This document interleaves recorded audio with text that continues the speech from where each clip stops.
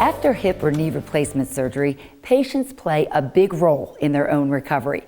Joining us with more is Chris Adams. He's a physician assistant and clinical director of Orozco Orthopedics. How do you know what the best therapy is for a patient after surgery? Sure. So every patient has different needs. We like to evaluate each patient individually to identify their expectations and needs to help custom tailor a treatment program after surgery. So what are some of the general things that you might recommend?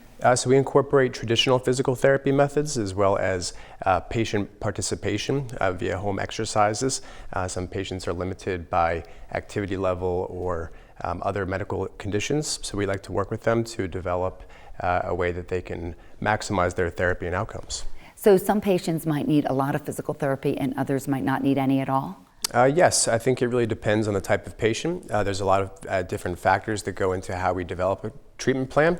Some patients are more active and some are less active. They may have higher demands for physical activity. They may be a younger athlete, and in that case we would have a more involved physical therapy process. How important is a patient's participation and motivation in getting back to their regular activities?